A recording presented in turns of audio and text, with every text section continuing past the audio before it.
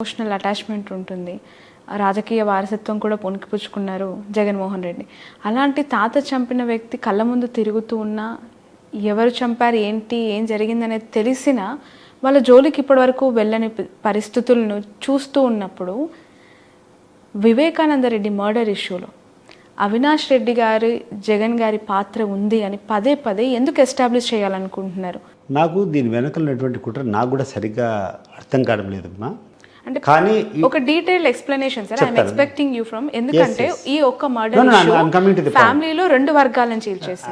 I'm coming to the point. 25 సంవత్సరాల నుంచి Telugu Desam party బాధ్యతలన్నీ చూసుకునింది నేనే. తెలుగుదేశం పార్టీ కార్యకర్తలు ఉన్నటువంటి బాధలు కానీ, వాళ్ళకు ఉన్నటువంటి ఇబ్బందులు కానీ, వాళ్ళ తరఫున ఏమైనా లాబింగ్ చేయాలన్నా లేకుంటే డిపార్ట్మెంట్ చెప్పాలన్నా చేసింది నేను ఒక్కనే.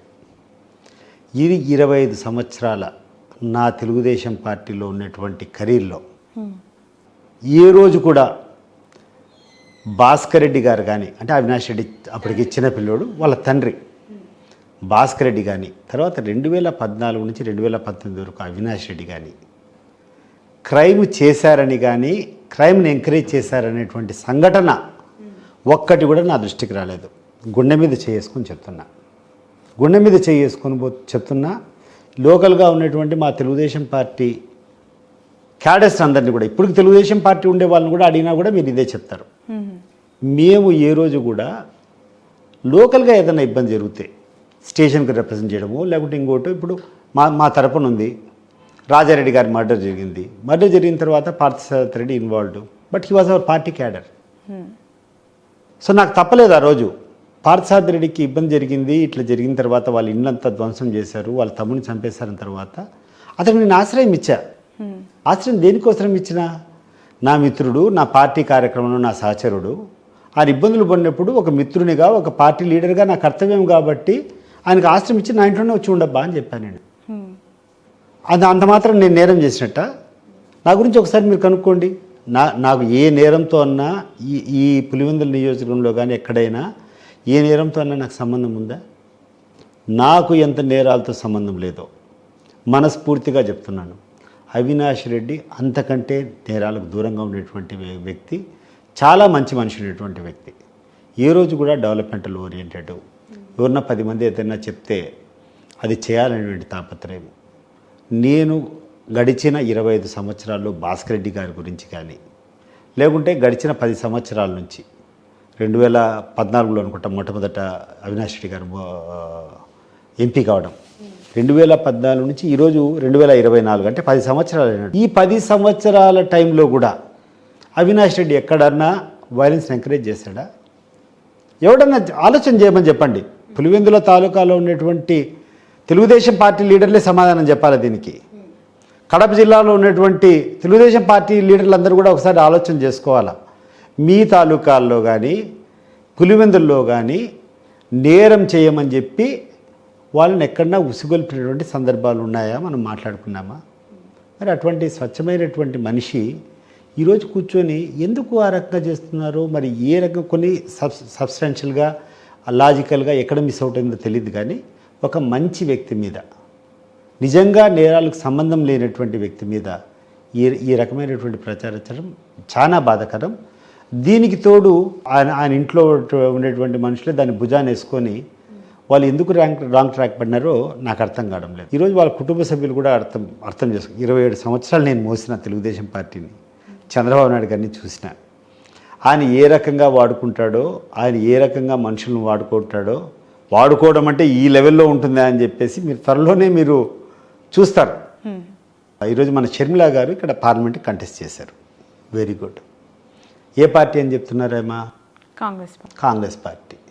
మరి కాంగ్రెస్ పార్టీకి ఆమె ఎంపీగా పోటీ చేసేటప్పుడు ప్రధాన ప్రత్యర్థి ఎవరు? బీజేపీ, అంతే కదా? బీజేపీ మీద ఆమె దండయాత్ర చేయాలా, బీజేపీ మీద కూర్చొని ఆమె మాట్లాడాలా. సో బీజేపీని ఒక విమర్శ కూడా చేయకుండా నిమిషము కూర్చొని ప్రపంచంలో ఏ ఇష్యూ లేనట్టు ఒక గోబెల్స్ ప్రచారం తీసుకొని పోయి వివేకానంద మనం ఎవరు తెలుస్తానికి? ఇప్పుడు విచారణ సంస్థ ఉంది, వాళ్ళు తెలుస్తారు. ఆల్రెడీ 4 క్రైమ్లో పార్టిసిపేట్ చేసిన 4 అరెస్ట్ చేశారు. సో కేసు తొందరలోనే ఒక కొలిక్కి వస్తుంది, విచారణ జరుగుతుంది. విచారణలో ఎవరు చేశారని చూస్తారు, తేలుతాయి. ఈ లోపల కూర్చొని నువ్వు పలానోళ్ళు చేశా అని చెప్పి అంటగట్టేదానికి definitely I think they are being influenced by somebody. వాళ్ళ మోటివ్ ఏందో నాకు కూడా స్పష్టంగా తెలియదు. మరి వాళ్ళ అంతర్గతంగా వాళ్ళ ఫ్యామిలీ మ్యాటర్స్ ఏమో కానీ ఈ విషయంలో మాత్రం ఈ రోజు కాదు, గడిచిన రోజుల్లో కాదు, ఎప్పుడైనా చెప్పగలుగుతా, అవినాష్ రెడ్డి చాలా అంటే చాలా జెంటిల్మెన్. నాకు ఏ రకమైనటువంటి పేరు ఈ కాన్స్టిట్యున్సీలో ఉందో, నేను కూడా I'm also involved in one murder case. మీకు తెలుసో తెలీదో చెప్పండి. నేను కూడా I'm involved in one murder case, అంటే ఫాల్స్లీ ఇంప్లికేటెడ్. అదే రకంగా కొంతమంది కొంచెం అవకాశవాదులు కూర్చొని ఆయన కూడా ఇంప్లికేట్ చేసి ఉండొచ్చు వాళ్ళ కోరికల ప్రకారం. సో దీన్ని ఆలోచన చేసే ముందు అవినాష్ రెడ్డి గారికి వివేకానంద రెడ్డి గారిని చంపాల్సినటువంటి అవసరం ఏంది? Number one. దీనికి వీళ్ళందరూ కూడా అల్లేటువంటి కథలు ఏంటంటే, వైఎస్ వివేకానంద రెడ్డి పార్లమెంట్కి ఆస్పిరెంటు, ఆ టికెట్ ఎక్స్పెక్ట్ చేస్తున్నాడు. సో జగన్మోహన్ రెడ్డి గారు ఆల్మోస్ట్ కమిట్ అయిపోయినాడు ఆయనకు. సో ఆయన బతుకుంటే ఆయన టికెట్ ఇస్తారు కాబట్టి ఆయన అడ్డు తొలగించుకునేదానికి చేశారనేది ప్రధానమైన ఆరోపణ. ఇంతేనా, ఇంకేమన్నా ఉందా? Is that the issue that this people are trying to project? Sharmila గారికి కూడా వివేకానంద గారు ఇష్టపడ్డారు పోటీ చేయించాలని, తనను కూడా ఇదే కదా వాళ్ళు ప్రొజెక్ట్ చేసేది. ఎగ్జాక్ట్లీ. ఎవరు వస్తారో రమ్మని చెప్పండి, నాతో డిబేట్ కానీ ఒక ఛాలెంజ్ కానీ. జగన్మోహన్ రెడ్డి గారు అవినాష్ రెడ్డి గారి టికెట్టు వివేకానంద రెడ్డి గారు మరణించక చాలా రోజుల ముందే అనౌన్స్ చేశారు. It has come in all the papers, including Andhra Jyothi, including Eenadu. మీరు వస్తే రెడీ, నేను తెప్పిస్తా పేపర్లన్నీ. ఏ రోజు అవినాష్ రెడ్డి గారి టికెట్ అనౌన్స్ చేశారు, ఏ రోజు వివేకానంద రెడ్డి గారు హత్య చేయబడ్డారు, చూసుకుంటే అదొక్కటే అర్థమవుతుంది కదా.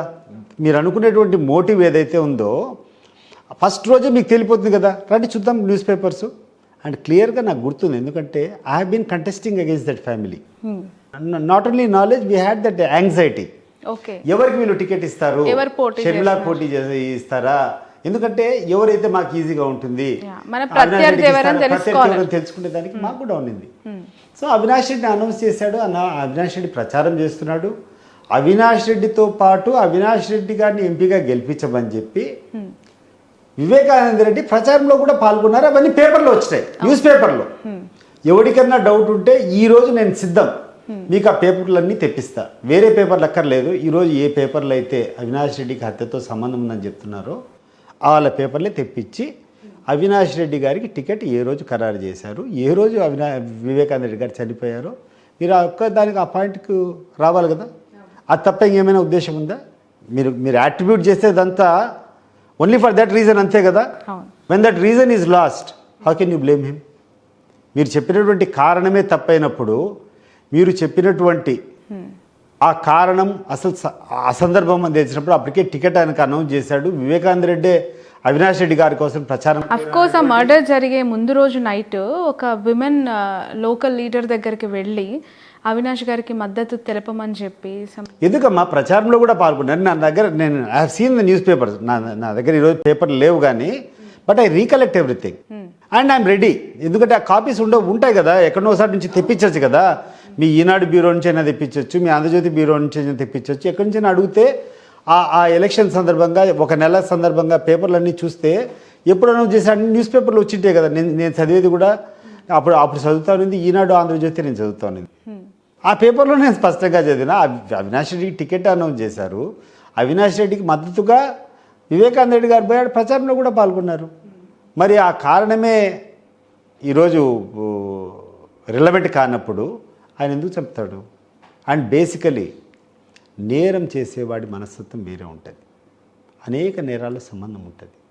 ఇటువంటి ఫ్యాక్షన్ రిడన్ ఏరియాలో కూడా ఏ రోజు కూడా ఎటువంటి క్రైమ్ చేయలేదనేది నేను ఇస్తున్న certificate. Really I'm telling you, from the bottom of heart I'm telling you. We had complaints against Rajasekhar Reddy, we had complaints against Vivekananda Reddy, we had complaints against Rajareddy, but never we had any complaint against Bhaskar Reddy that he was encouraging crime are criminal activities.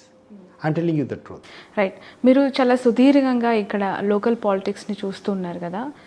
Sharmila గారి గురించి, తను ఇస్తున్న speeches గురించి చూస్తూ ఉన్నప్పుడు ఏమనిపిస్తుంది? ఎందుకు అంటే ఆవిడ తన బాణాన్ని టువర్డ్స్ అవినాష్ రెడ్డి గారి వైపు చూస్తోంది, ఆ కుటుంబం వైపు చూపిస్తోంది, పదే పదే జగన్మోహన్ రెడ్డి గారిని విమర్శిస్తోంది కేసుకు సంబంధించి.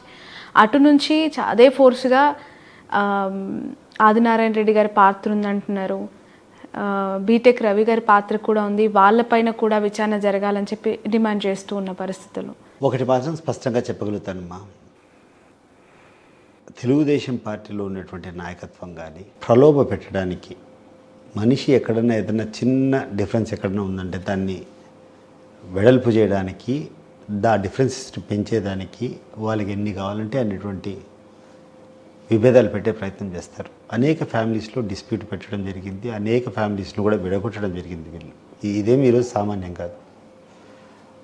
వాళ్ళ చేతిలో ఈమె చిక్కినటువంటి బలిపశువు. స్పష్టంగా నీకు చెప్తున్నాను, షర్మిలా గారికి కూడా ఈ ఎలక్షన్ అయిపోయిన తర్వాత కరివేపాకు మాదిరి ఆమె తీసి పక్కన వేయకుండా ఉంటే మీరు అడగండి.